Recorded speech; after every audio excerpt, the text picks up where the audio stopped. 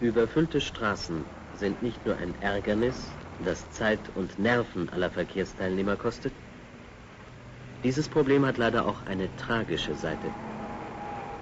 Denn steigende Straßenüberlastung bedeutet auch steigende Unfallziffern. Und zwar in der ganzen Welt. So stiegen, um ein Beispiel zu nennen, die Straßenverkehrsunfälle in der Bundesrepublik Deutschland von 445.000 im Jahre 1953 bis auf 983.000 im Jahre 1961. Dabei erhöhten sich stetig die Zahlen der Verletzten und Getöteten. Über 300.000 Verletzte, über 13.000 Tote im Jahre 1961. Nach einer Statistik der Cornell University, USA, verläuft der Aufprall frontal bei 66% aller Stadt- und 54% aller Überlandunfälle. Seitlich bei 24% aller Stadt- und 14% aller Überlandunfälle. Auf dem Dach bei 3% aller Stadt- und 24% aller Überlandunfälle. Am Wagenheck bei 1% aller Stadt- und 3% aller Überlandunfälle.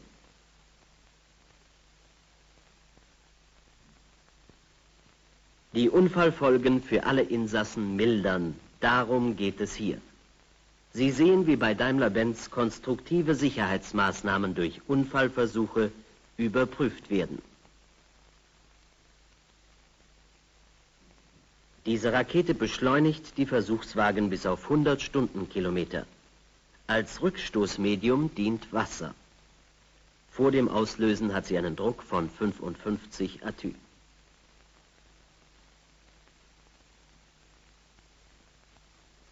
Die Fahrerpuppe ist in ihren Eigenschaften dem menschlichen Körper nachgebildet.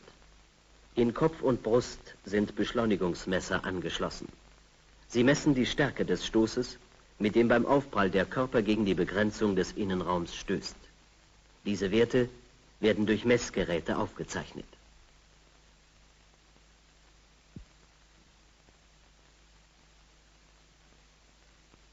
Zur Messung des Fahrzeugaufpralls 3 weitere Beschleunigungsmesser zwischen den Vordersitzen. Am Hinterrad der Geschwindigkeitsmesser. Der zusammengefasste Kabelstrang führt zum Messwagen.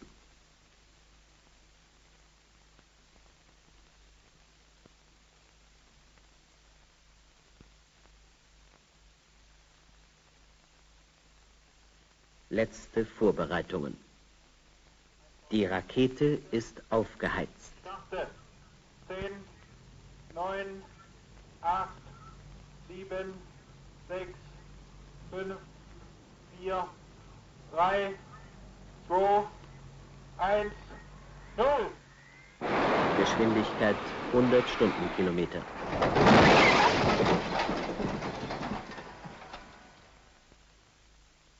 Bei der Konstruktion eines Fahrzeugs kommt es darauf an, dem Fahrgastraum eine möglichst große Gestaltfestigkeit zu geben. Vorbau und Heck sind von begrenzter Festigkeit. Sie sollen sich verformen können, um die Stoßenergie mit Formänderungsarbeit aufzuzehren und die Härte des Aufpralls zu vermindern. Man sieht, starke Verformung am Fahrzeugvorbau.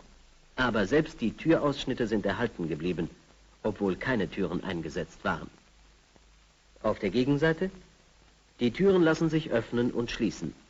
Die Schlösser haben standgehalten. Nicht in allen Automobilen sind die Schlösser gleich. Dieses Sicherheitszapfenschloss ist für Daimler-Benz patentiert. An der Türsäule die Schließöse. In der Tür Schließzapfen und Mechanik. Wenn das Schloss einfällt, wird der Schließzapfen vollständig umschlossen, in der Bewegungsrichtung durch Riegel gesichert, kann also in keiner Richtung ausweichen.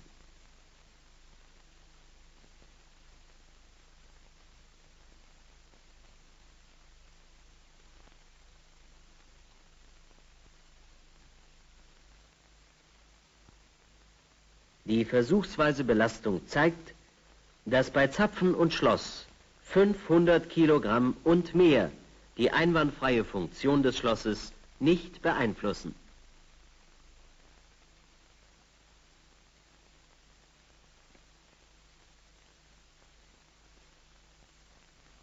Leitplanke aus Stahl. Geschwindigkeit 95 Stundenkilometer. Das Fahrzeug fährt seitlich im Winkel von 15 Grad auf, wird abgelenkt und läuft parallel zur Leitplanke weiter. Die Verzögerung ist verhältnismäßig gering. Deformation des Vorbaus. Die Türen blieben geschlossen und funktionsfähig.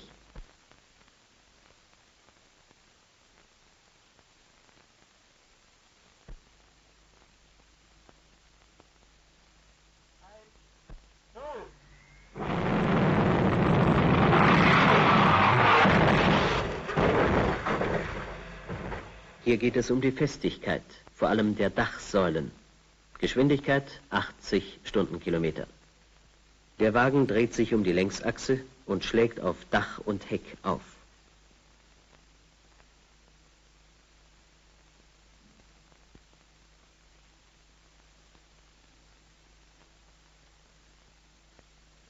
Festigkeit und Größe der Glasfläche sind nicht voneinander abhängig, wenn sie konstruktiv berücksichtigt wurden. Das wird beim Coupé besonders deutlich, da hier die mittleren Säulen fehlen. Trotzdem lassen sich sogar die Fenster einwandfrei öffnen und schließen.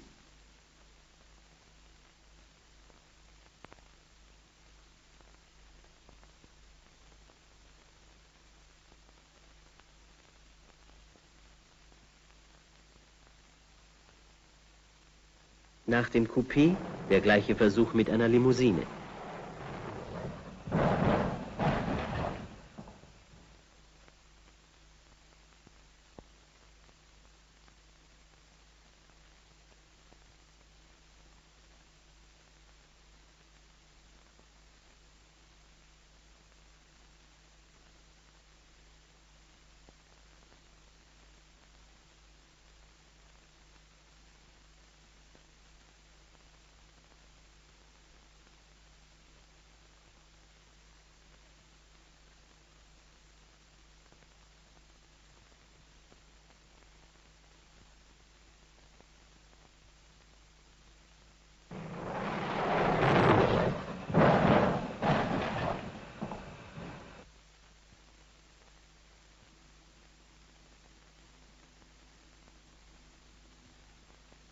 Der Fahrgastraum ist unbeschädigt geblieben.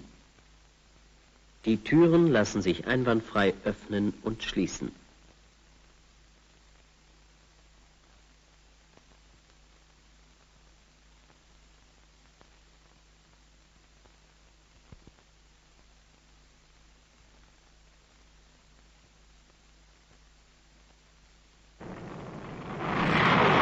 Ein dritter Überschlagsversuch.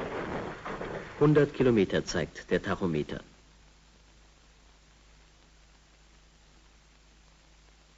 In der Zeitlupe wird besonders deutlich, welchen Belastungen Dachkante und vordere Fenstersäulen beim Aufprall ausgesetzt sind. Auch hier, die Türen bleiben geschlossen.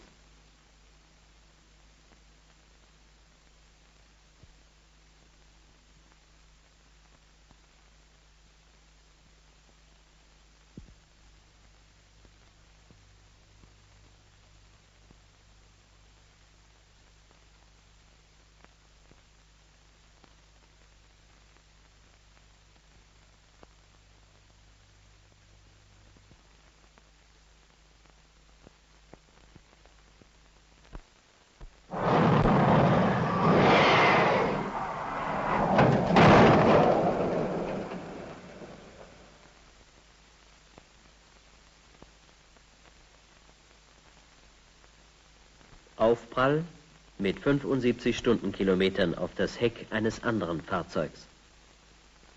Durch Ausbau der Türen wird das Filmen der Puppen ermöglicht. Dadurch erhöhte sich aber die Gefahr einer Deformierung des Türausschnittes. Die Scheiben werden aus ihren Rahmen gerissen. Kofferraum und Vorbau stark verformt. Der auftreffende Wagen wird über einen langen Weg abgebremst.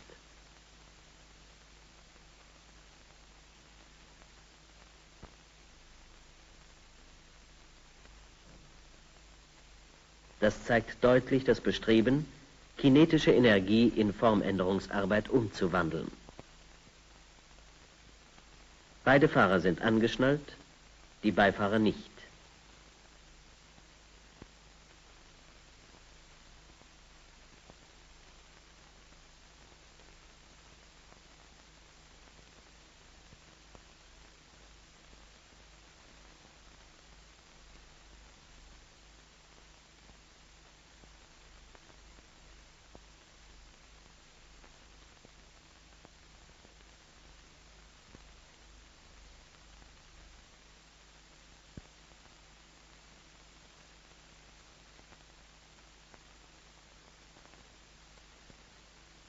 Die Rahmenbodenanlage. In diesen Traversen ist der Fahrschemel montiert. Auch sie sollen sich beim Aufprall verformen. Die gleiche Stelle am Unfallwagen. Seit 1951 hat Daimler-Benz ein Patent auf das Konstruktionsprinzip, nach dem die Festigkeit des Fahrgastraums nach den Enden hin abnimmt.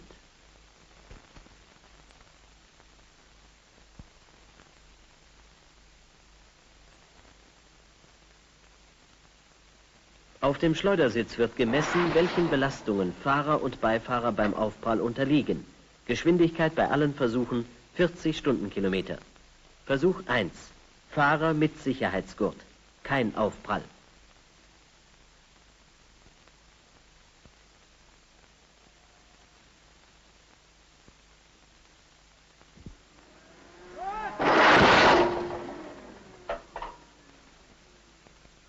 Versuch 2. Fahrer ohne Gurt. Er prallt mit der Brust auf die Polsterplatte des Lenkrads. Die Stoßkraft wird so auf eine große Fläche am Brustkorb verteilt.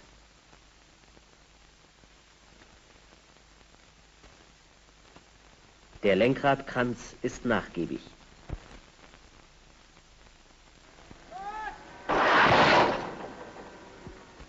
Versuch 3. Beifahrer mit Gurt. Daher kein Aufprall auf die Armaturenanlage. Die gepolsterte Unterkante mildert einen möglichen Knieaufprall.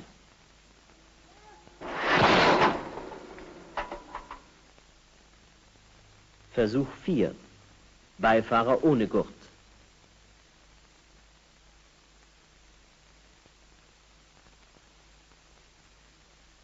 Die starke Verformung der Armaturenanlage vermeidet gefährliche Verletzungen.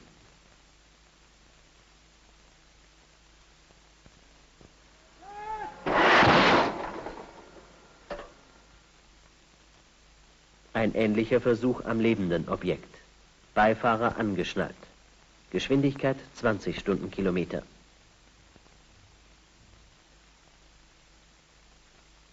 Der Schnitt durch die Armaturenanlage zeigt die Maßnahmen, den Aufprallstoß zu mildern.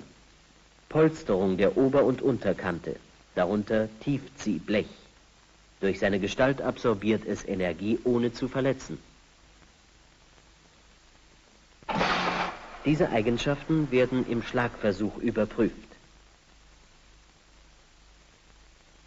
Die Kugel am Ende des Schlagwerkes trifft mit einer Geschwindigkeit von 60 Stundenkilometern auf. Die Gestaltung der Armaturenanlage ist jedoch nur ein Teil der Maßnahmen für die innere Sicherheit. In allen Mercedes-Benz-Modellen gibt es keine scharfen Kanten, keine vorstehenden Teile. Wenn funktionell bedingt solche Teile vorstehen müssen, sind sie elastisch, stoßnachgiebig oder versenkt angeordnet. Alle diese Maßnahmen und Überlegungen haben den einen Zweck, Unfallfolgen zu verhindern oder zu mildern.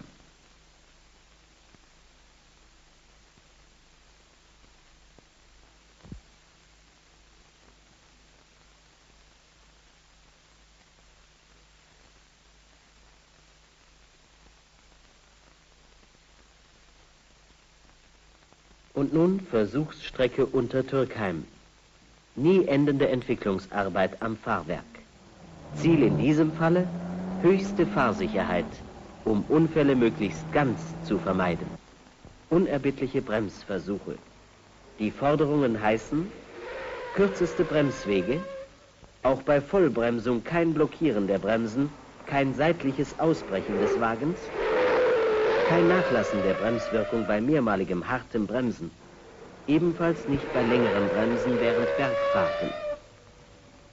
Zuverlässige Bremsen sind oft die wirksamste Waffe gegen Unfälle. Fahrwerktests auf schlechten und schlechtesten Straßen. Auch bei solcher Oberfläche soll die Bodenhaftung des Wagens bei gleichzeitigem Federungskomfort sicher sein. Fahrbahnstöße sollen weitgehend vom Fahrwerk aufgefangen werden. Technische Lösung dieser Aufgabe bei Mercedes-Benz: Vorderachse mit Einzelradaufhängung, Querstabstabilisator, weit außen angreifenden Stoßdämpfern, Gummilagerung aller montierten Teile.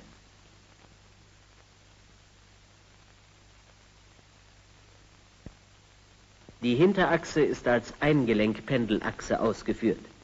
Diese Konstruktion bewirkt kleine ungefederte Massen, das heißt auch auf schlechten Straßen, gute Bodenhaftung und Spurtreue.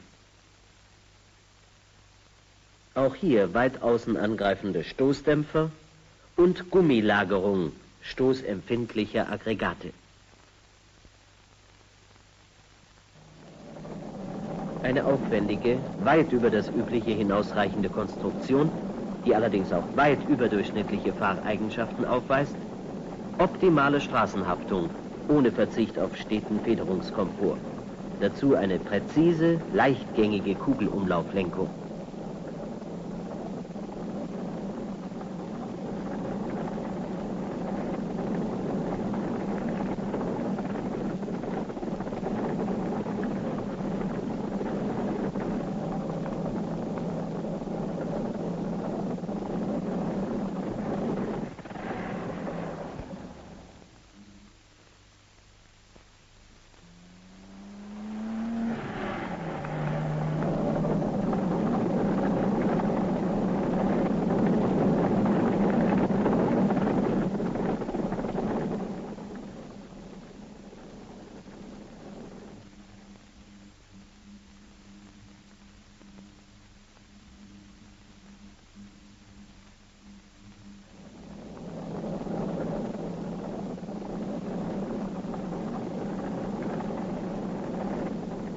Konstruktive Sicherheit, die die souveräne Beherrschung des Wagens leicht macht und angenehmes Reisen ermöglicht, weil das Fahrwerk die Karosserie weitgehend gegen Erschütterungen isoliert.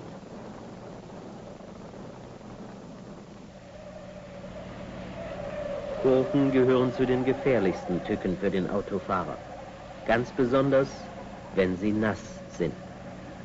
Gute Bodenhaftung, neutrales Kurvenverhalten und genaue, leichte Lenkung. Je höher diese Eigenschaften entwickelt werden, desto höher die Sicherheitsreserven des Wagens. Auch in der Hand des Durchschnittsfahrers soll der Wagen, wie man sagt, gutmütig in Kurven sein. Auf jedem Fahrbahnbelag.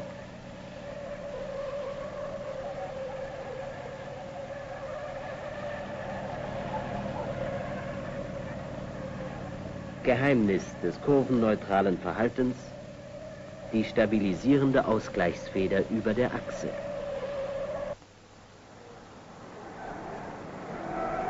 Eine weitere Forderung: der Wagen soll möglichst unempfindlich gegen abruptes Verreißen der Lenkung sein, auch bei höheren Geschwindigkeiten. Wedeln nennen die Fachleute diesen Test. Slalomfahrten bei 130 Stundenkilometer. Auch hier wieder die Vorteile eines konstruktiv aufwendigen und ausgereiften Fahrwerks.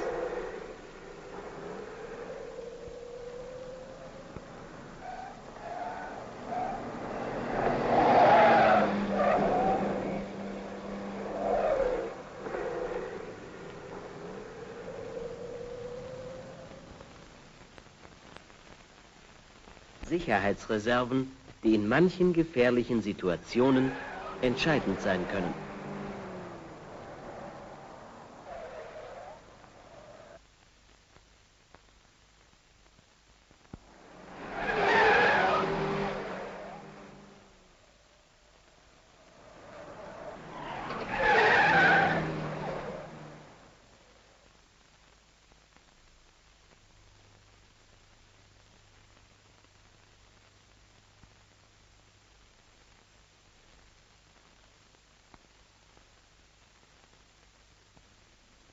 Automobile mit serienmäßiger, echter Sicherheit. Trotzdem entbinden sie natürlich nicht ihre Besitzer von der Pflicht, gut und vorsichtig zu fahren. Sie können und sollen auch nicht unzureichende Verkehrsverhältnisse kompensieren. Aber solange Unfälle passieren, sind sie ein zwingend notwendiger Beitrag der Automobilindustrie zur Sicherheit auf den Straßen.